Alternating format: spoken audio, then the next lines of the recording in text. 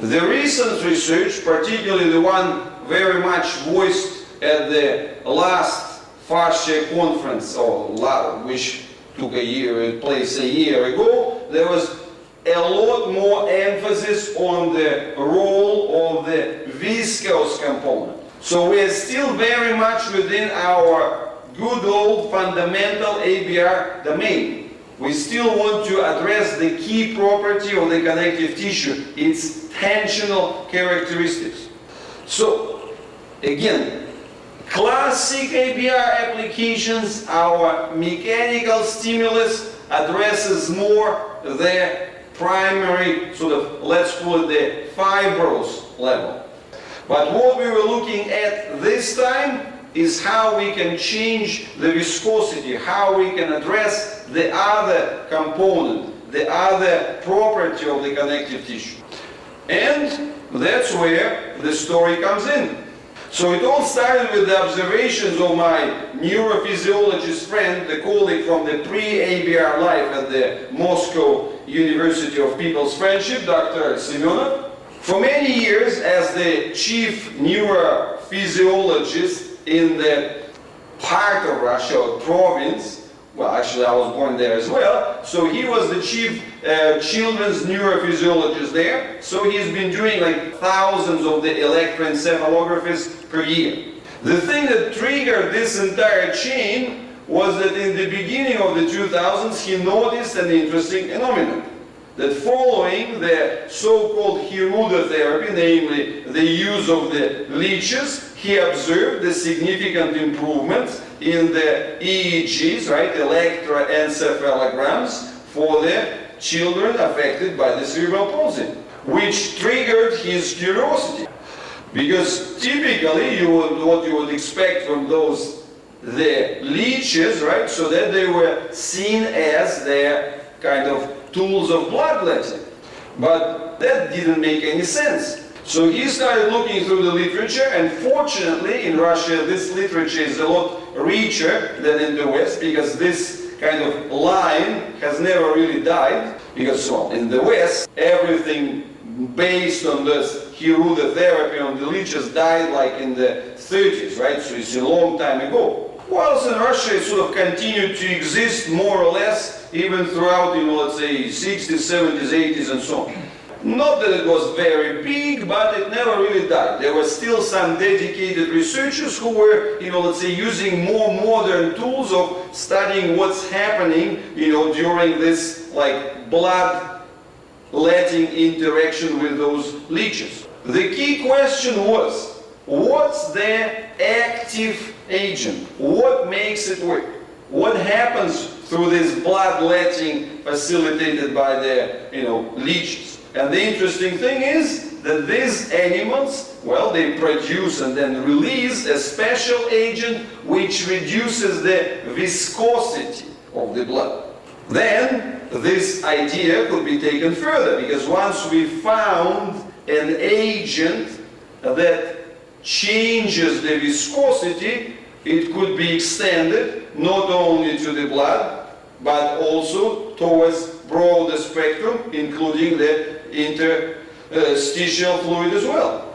So, and that's how his idea was to move from the large leeches, which were doing more of the bloodletting, towards the tiny baby ones, because as the size of the leech changes, the total saliva production doesn't change much. So basically, the loosening agent is about the same release whether it's the small one or the big one. But the thing is that with the big, you can only do, like say, 5-7 courses at, let's say, sessions maximum for a child, because then the person loses a lot of blood, so it takes a long period of time before they get back on the lab. Whilst with the little ones, it was possible to make a lot more extended sessions. But of course, I'm not bringing the pictures here, but imagining your child with a kind of bunch of leeches on his forehead, on the neck and so on, right? Not so many people are happy to see that. So the next question is that, and again, that's part of the Russian research there, that whether there is a special extract taken out of the salivary glands of those creatures, which maintains those loosening properties. So that was the idea with which he came to me a few years ago, and well, for the last like a good 5 years, it all started with a sort of kind of homemade tinkering, and finally kind of made its way into playing with different proportions and combinations until finally it materialized into this finished product. Again, my part in this is relatively small. Kind of we've been exchanging ideas on their fascia composition and so on, and we've been like doing a lot of different testing and then kind of bringing it through finding the production facilities and tinkering and so on. But the fact is that what we have today is the product which where we've managed to find the good combination and the good proportion of the ingredients which indeed facilitate this aspect, release of the viscous, of the stuck viscous elements. So, and effectively that's pretty much the story, because the next question is, what's in it? What's in the gel?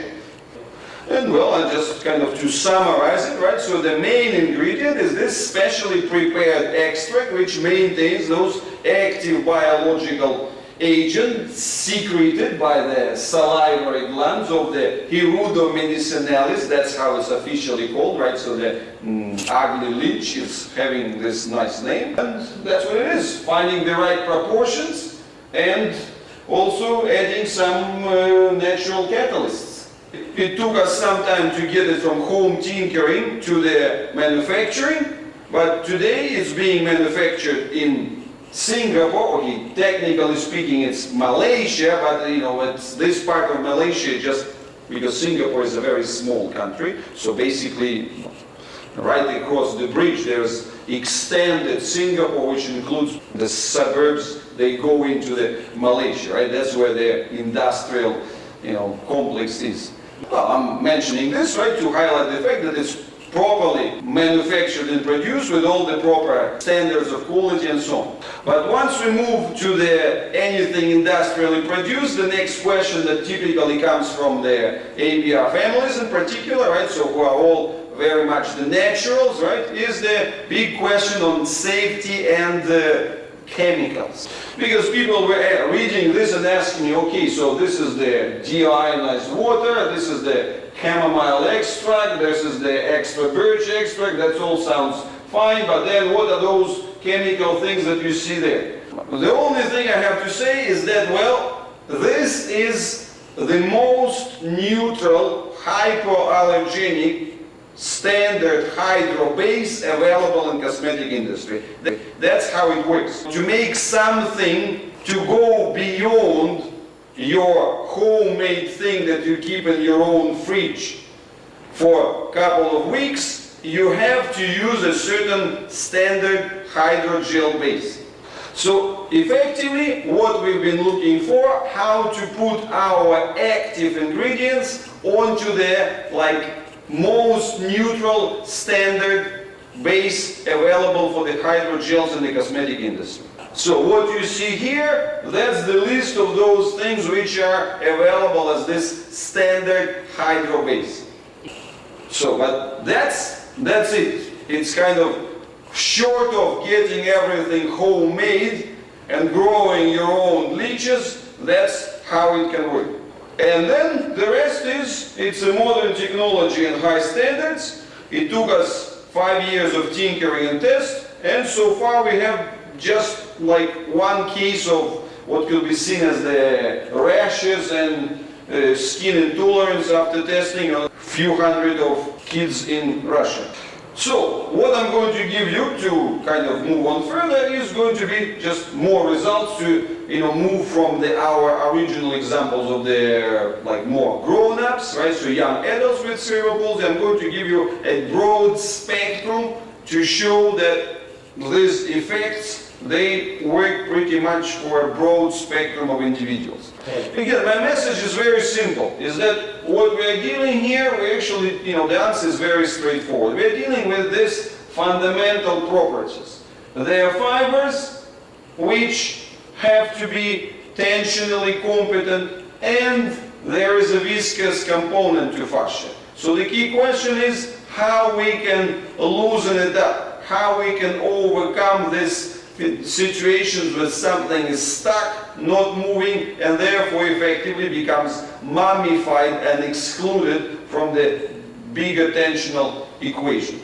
So, here we are with more examples, again, before and after. At the top you see the name of the test, so this is the boy trying to frown. And again, what you're seeing here, he tries to frown on the left, nothing really works. His control of the mimic muscles is very poor. Well, what you see after, well, that looks like a frown, right? Showing that whether it's the periorbital muscles, whether it's the muscles of the forehead, whether it's the muscles of the cheeks, so all of those, they have really came to life. Again, we are bringing you through the spectrum of the mimic expressions. That's the test, which is called puff the cheeks. And what you're seeing here, very clearly, he shows us the paradoxical reaction. We're trying to ask him to puff his cheeks, and because of his poor control, instead of puffing the cheeks, he actually brings them in. And the obvious picture, the obvious difference in the eyes expressions is very clear as well, right? So when he tries to puff his cheeks on before, his entire face gets engaged, all the way to the eyes, right? And I keep bringing you to the same simple idea. The more specific mimic expression the channel can give, the less we have of this tensional pollution and the less paradoxality we have in the emotional triads and the emotional expressions and the arousals. So, emotional, psychological richness requires corresponding mechanical repertoire. That's a basic, simple idea that actually this talk wants to deliver to your understanding. Well, I'm continuing this demonstration with this part of the cheeks, getting it a bit closer, so that you can see the specifics of the facial change. The next test shows the control of the tongue. What we see in the picture before, that first of all, limited control of the tongue itself, and secondly, very important, that it comes with the necessary tilt of the head backwards, which he brings in order to get at least some control of the tongue movement. So what we're seeing on the picture afterwards, that the head position remains the same. He controls it without this paradoxical movement. And at the same time, we're seeing that the tongue control is really clean and specific. But you also can see the total, richness of the face expression, the articulation of the cheeks, the control of the eyes, and so on.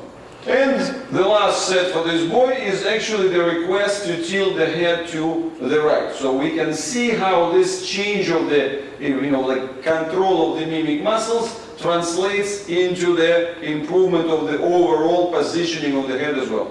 Well, and this would be a sequence which shows us small molecules, so who potentially also have the variety of the responses. So again, we can see this was reaction to being called by name. On the left, the mother calls the child, it doesn't really respond much, right? So on the right, that's the same child a few months later, being alert and attentive. Well, that's the same boy. Also, again, we see the general relaxogenic effects here. So that's the boy, being put in a quadruped position, at the same time as this picture is taken. You can see that he collapses and he requires the support. And few months afterwards, you can see that he is able to take the quadruped position himself and control it. This is, again, I'm changing the rhythm here, so this is an older child, right? So again, we're looking at the other aspect of the expression. So he's being asked to, fold his cheeks in, kind of doing the suction movement with his lips. And again, quite obvious thing, we can see that when he was trying to do it before, the total face is engaged, big effort, but not much to show for it. And the picture afterwards shows us the clear distinction between the control of the lips and the control of the cheeks. And more of the young kids here. So again, few months of use in between. So that's the overall general face expression before, like an appearance, and that's the one afterwards.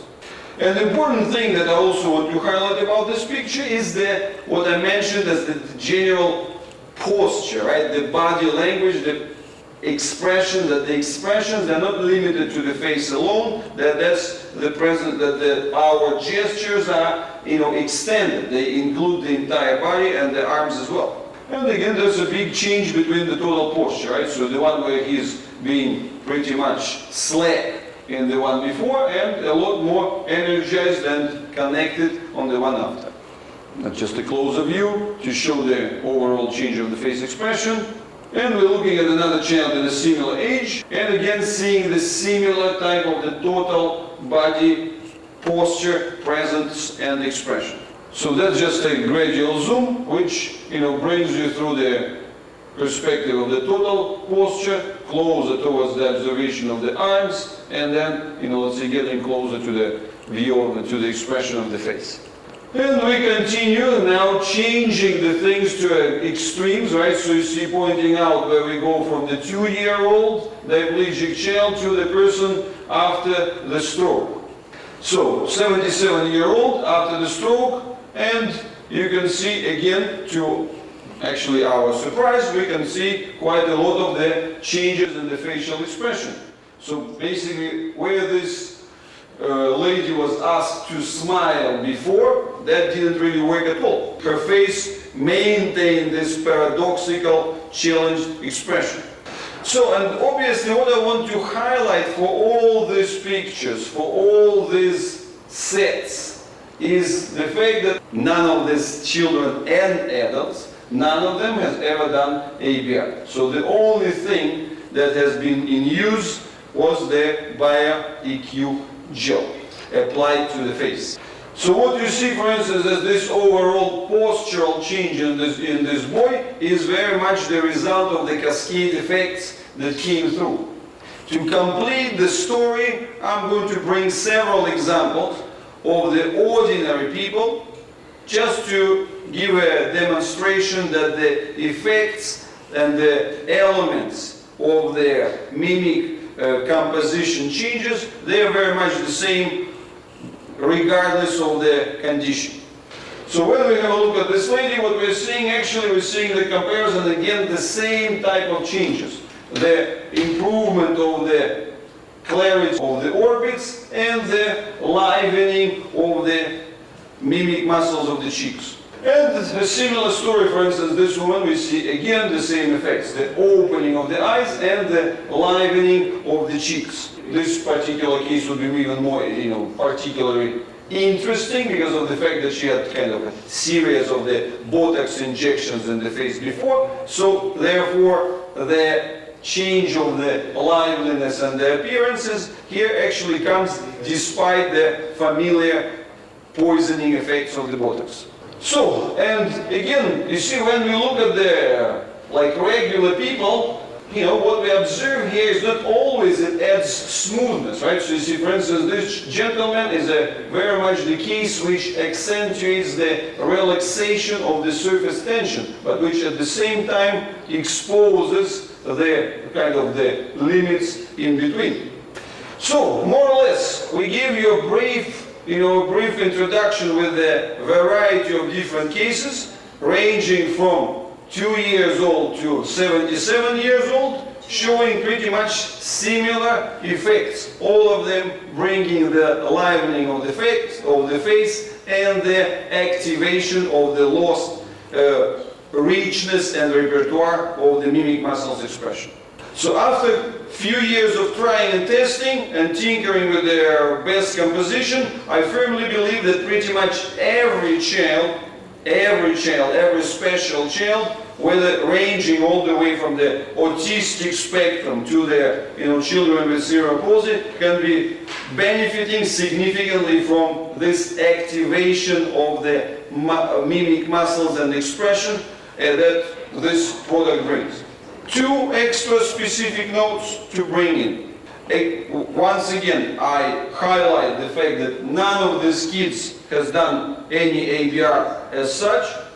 So therefore, not only we are looking for the emotional engagement, but we actually can see the general relaxogenic effect, which has the total cascade positive influence through the other elements of the development. And the next question that I want to address is the question of, well, how long shall we use it? As you see from the signs and all this kind of comparison picture that I brought, the effects could be seen quite quickly, usually within the space of, let's say, 3 to 6 months. But on the other hand, the big picture here, the big focus, bringing us back to the essentials of the fascial transformation, our friend fibroblast, brings us to the understanding that this is best used as a sort of continuous support. Because with ABR, as we continue to bring the mechanical stimulation to this entire tensional unit, which combines the response of the fibers and the viscosity of the gel, any extra contribution that we can have at the viscous component is always welcome. It's a powerful extra catalyst for your hands-on work. So, and to be really practical, I've been asked this question whether it makes sense to try it for 1 month, or for 2 months, and so on. I don't really think that that makes sense. So therefore, at this point, we're going to make BioEQ available in 2 types of packages: the 6 months packages and the 12 months packages, meaning that 6 tubes and 12 tubes, which fits into daily supplies, to be delivered directly from Singapore. So, thank you very much for your attention, and I hope that I've been able to bring some new positive news to you, because I've been very excited with these effects, how the ability to influence this viscous component of the fascia brings a totally new dimension both to the emotional and physical improvement of the children affected by cerebral palsy and the autistic aspects. Okay, thank you very much.